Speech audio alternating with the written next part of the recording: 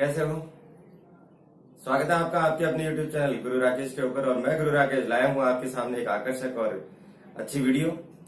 आज के इस वीडियो में हम चर्चा करने जा रहे हैं डेवलपमेंट ऑफ सीड, यानी बीज के विकास की या उसके परिवर्धन की हम बात करेंगे कि बीज का फॉर्मेशन होता क्या है। तो बिना देर किए चलो देखते हैं कि बीज का निर्माण होता कैसे है।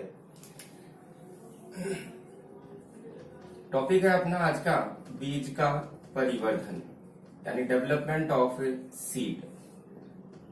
बीज का परिवर्धन होना किससे है? बीज का निर्माण या बीज का जो परिवर्धन है वो बीजांड से बनना है। या बीज किससे बनना है? बीजांड से बनना है। बीजांड से बीज बनता है। अब इस बीजांड की स्ट्रक्चर अपन ने पिछले वीडियो के अंदर देखी थी कि जो एक ओव्यूल होता है, मैच्योर जो ओव्यूल है, उस ओव्यूल के स्ट्रक्चर में कौन कौन सी चीजें होती हैं। और वही ओव्यूल अगर बीज में कन्वर्ट हो रहा है तो हमें ये थोड़ा सा उसको अटैच करके देखना है कि उस बीजांड की स्ट्रक्चर में जो जो चीजें थी वही चीजें कन्वर्ट होंगी और कन्वर्ट होकर बीज के जो चारों तरफ के आवरण है, बीज वृंत है, उनका निर्माण करेंगे। यानी बीजांड की चीजें ही किसके अंदर रूपांतरित होनी है? बीज के अंदर रूपांतरित होनी है। तो मैं यहाँ बात करता हूं कि इस बीज की, तो इस बीज के अंदर बीज चोल होते हैं। क्या होते हैं? बीज चोल। और ये बीज चोल कितने होते हैं? 2 होते हैं। बीज चोल कह दो चाहे बीज आवरण कह दो, मैं इसको बीजावरण भी कह सकता हूं। बीजावरण अगर अपन नाम लें तो बीजावरण से हमें इसके नाम से पता चल रहा है कि बीज के चारों तरफ का आवरण क्या कहलाता है? बीजावरण कहलाता है। और इसको बीज चोल भी कहा जाता है। ये 2 होते हैं। कौन कौन से? एक तो होता है टेस्टा और एक होता है टैगमन। अब ये टेस्टा और टैगमन निर्मित कैसे होते हैं? ये जो टेस्टा होता है ये बाह्य चोल होता है और ये जो टैगमन है ये अंतःचोल या अंतः चोल होता है।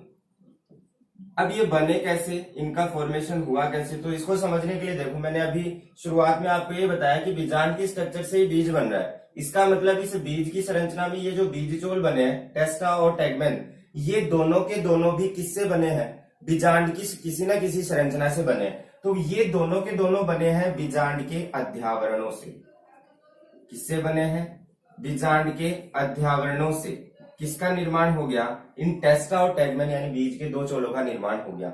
हमने ओव्यूल के स्ट्रक्चर में देखा था कि बीजांड के अंदर 2 अध्यावरण होते हैं, बाह्य और आंतरिक। तो बाह्य अध्यावरण से तो क्या बन गया?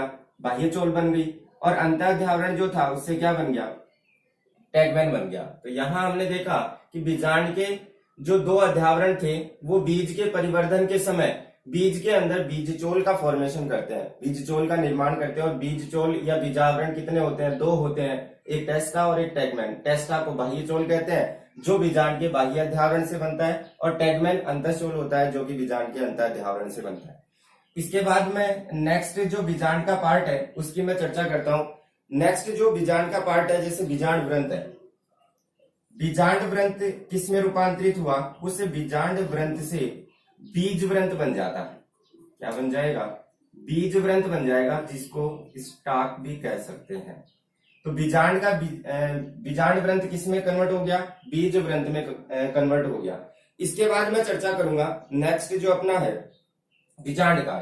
भाई बीजांड की स्ट्रक्चर के अंदर जो जो चीजें थी उन्हीं की अपन चर्चा करेंगे और उसी से ही किसका परिवर्धन होना है? बीज का परिवर्धन होना है।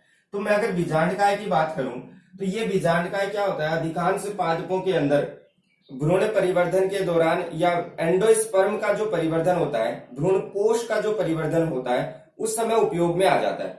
लेकिन कुछ पादप है, जैसे मैं काली मिर्च की बात करता हूं। काली मिर्च की अगर अपन बात करें तो काली मिर्च के अंदर ये जो बीजांडकाय है, ये बीजांडकाय बीजांड के चारों तरफ पतली झिल्ली का निर्माण कर देता है।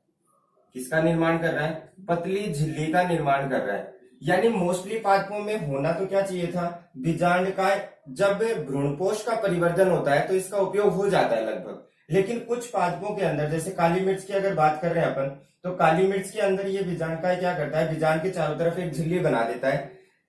इसका मतलब उसने किसका निर्माण कर दिया? पेरिस्पर्म का निर्माण कर दिया। यानी जिसको मैं ये कह सकता हूं कि इसने परिभ्रूणपोष का निर्माण कर दिया। किसका निर्माण कर दिया? परिभ्रूणपोष का निर्माण कर दिया। तो काली मिर्च में परिभ्रूणपोष बनता है, और काली मिर्च में परिभ्रूणपोष क्यों बना, इसका रीजन अपने सामने क्लियर हो गया कि बीजांड का है, बीजांड के चारों तरफ एक पतली झिल्ली के रूप में व्यवस्थित हो जाता है, जिससे कि किसका निर्माण होना है, पेरिस्पर्म का निर्माण होना है या परिभ्रूणपोष का निर्माण होना है। इसके बाद मैं 3 ऐसे पॉइंट्स की बात करूंगा जो कि इसी से रिलेटेड है। जैसे एक तो है एरिल, एक तो अपन एरिल की चर्चा करेंगे कि ये क्या होता है, एक अपन चर्चा करेंगे कैरेंकल की, और एक हम चर्चा करेंगे ओपरकुलम की। ये तीनों चीजें होती क्या है विद्यार्थियों, ये जो 3 पॉइंट मैंने आपके सामने लिखे हैं, ये 3 पॉइंट आपकी नीट के लिए या अदर जो आरपीएससी की जैसे फर्स्ट ग्रेड की एग्जाम है या साइंस बायो की जो भी एग्जामें होती हैं जिसमें साइंस आती है, उसके अंदर ये तीनों के तीनों पॉइंट बहुत ही इंपॉर्टेंट है। क्योंकि ये एरिल वाला जो क्वेश्चन है, ये क्वेश्चन फर्स्ट ग्रेड में बहुत बार पूछा जा चुका है। पिछली जो फर्स्ट ग्रेड हुई थी उसमें भी एरिल और कैरेंकल के बारे में पूछा गया था। तो आप भी इसको ध्यान रखें, हो सकता है कि आपकी नीट की एग्जाम के अंदर ये आपको काम आ जाए। एरिल, कैरेंकल और ओपरकुलम, ये 3 चीजें होती क्या है, इनको हम बारी बारी से देखते हैं। सबसे पहले हम बात करते हैं एरिल की।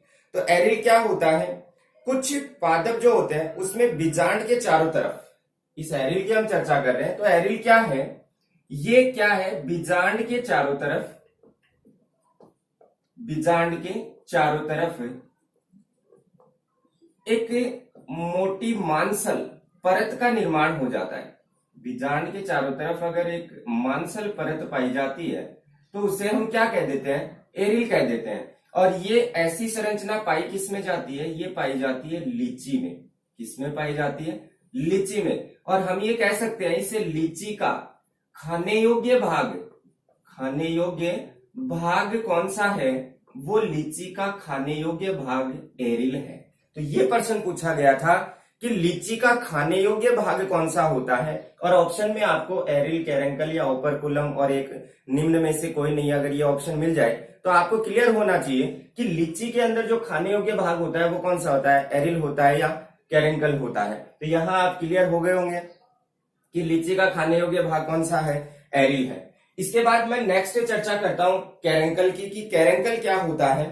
तो अगर अपन यूफोरबिएसी कुल के पादपों की बात करें, कौन से पादपों की, यूफोरबिएसी कुल के पादपों की, तो यूफोरबिएसी कुल के पादपों में, यूफोरबिएसी कुल के पादपों के अंदर क्या होता है, बीजांड द्वार की तरफ, किस तरफ है, बीजांड द्वार की तरफ एक सफेद संरचना का निर्माण होता है। किसका निर्माण हो रहा है, सफेद संरचना का निर्माण हो रहा है, जिसे क्या नाम दिया गया, कैरेंकल नाम दिया गया। तो यहाँ ये कैरेंकल भी क्लियर हो गया होगा कि बीजांड द्वार की तरफ अगर एक सफेद संरचना का निर्माण होता है तो हम उसको एरिल नहीं कहेंगे, हम उसको क्या कहेंगे, कैरेंकल कहेंगे। और एग्जाम्पल इसका हम ले सकते हैं अरंडी, क्योंकि अरंडी किसका पादप है, यूफोरबिएसी कुल का पादप है। और अगर हम अरंडी की बीजांड की स्ट्रक्चर देखें तो उसके बीजांड के बीजांड द्वार की तरफ एक सफेद संरचना आपको दिखाई देगी, जिसको क्या नाम दिया गया है, कैरेंकल नाम दिया गया है। इसके बाद लास्ट बचता है अपना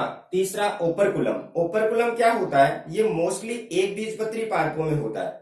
और इसमें होता क्या है, इस ओपरकुलम के अंदर बीजांड द्वार का जो छोर होता है, या बीजांड द्वार ये जो छोर होता है, बीजांड द्वार के छोर पर प्लग नुमा संरचना होती है। कैसी होती है, प्लग नुमा संरचना।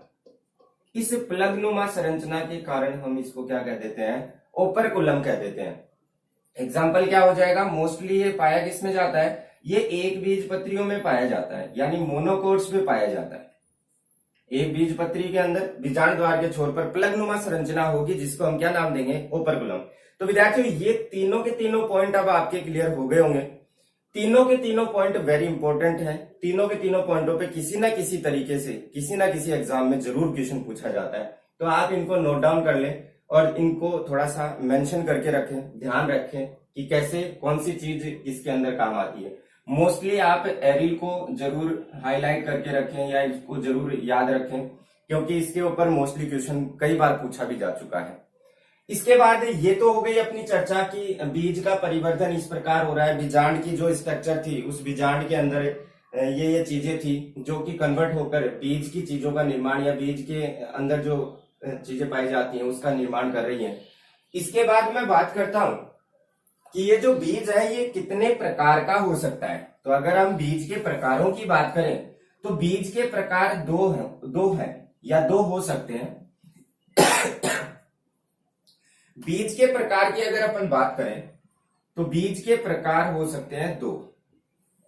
एक तो हो सकता है भ्रूणपोषी, एक तो कौन सा हो सकता है, भ्रूणपोषी बीज, जिसको अपन एल्बुमिनस भी कह सकते हैं, एल्बुमिनस सीड।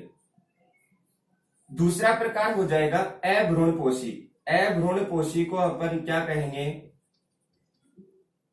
अभ्रूणपोषी या नॉन एल्बुमिनस जो सीड है वो हो जाएगा। यहां देखो नाम से हमें पता चल रहा है कि अगर बीज के परिवर्धन के दौरान भ्रूणपोष शेष रह जाता है तो हम उसको क्या कहेंगे, भ्रूणपोषी कहेंगे। और अगर बीज के परिवर्धन के दौरान भ्रूणपोष नहीं बचता, पूरा का पूरा उपयोग में आ जाता है, तो हम उसको क्या कह देंगे, अभ्रूणपोषी कह देंगे। तो ये तो इनके नाम से हम इसकी छोटी सी परिभाषा अपन निकाल सकते हैं इसको समझने के लिए। इसका मतलब हम एक चीज ये कह सकते हैं कि जो भ्रूणपोषी बीज होते हैं ये भ्रूणपोषी बीज भ्रूणपोष युक्त होते हैं। किससे युक्त होंगे, भ्रूणपोष युक्त होंगे। युक्त का मतलब आप समझ गए होंगे कि इसमें भ्रूणपोष पाया जाएगा। और ये क्या होंगे, भ्रूणपोष रहित होंगे, भ्रूणपोष रहित होंगे। तो ये तो इनके प्रकारों के अंदर अपन ने इनकी परिभाषा निकाल ली कि भ्रूणपोषी बीज कौन से होते हैं, अभ्रूणपोषी बीज कौन से होते हैं। एग्जाम्पल की अगर मैं बात करूं तो भ्रूणपोषी जो बीज है वो मोस्टली एक बीजपत्री पादपों में पाए जाते हैं। किसमें, एक बीजपत्री पादपों में। और एक बीजपत्री की अगर मैं बात करूं तो मक्का है, बाजरा है, इसके अंदर भ्रूणपोषी प्रकार का बीज पाया जाएगा। और अभ्रूणपोषी बीज की अगर मैं बात करूं तो अभ्रूणपोषी मोस्टली पाए जाते हैं द्विबीजपत्री पादपों में। कौन से पादपों में, द्विबीजपत्री पादपों में पाए जाते हैं। और द्विबीजपत्रियों के एग्जाम्पल की अगर मैं बात करूं तो इसमें हम एग्जाम्पल ले सकते हैं मटर, चना। तो ये आज की इस वीडियो का मैंने आपको सार बताया कि बीज का परिवर्धन कैसे होता है। तो इस प्रकार एक बीज का परिवर्धन होता है, उसके प्रकार को हम आसानी से समझ सकते हैं। तो ये आज की वीडियो के लिए बस इतना ही। घर पे रहें, सुरक्षित रहें। और पिछली जो मैंने ट्रिक्स वाली वीडियो बनाई थी, वायरल डिजीज की ट्रिक्स, एक लाइन के अंदर 15 डिजीज मैंने बताई हैं, जो कि अपने आप में एक अलग ही लेटेस्ट 2020 की ट्रिक है। तो अगर आपने वो नहीं देखी है तो प्लीज यूट्यूब पे जाके सर्च करें और अपने चैनल को सब्सक्राइब करें, ताकि वैसी ट्रिक और इस प्रकार का ये जो आपको मैटर मिल रहा है वीडियो के थ्रू वो आपको मिलता रहे। थैंक्स।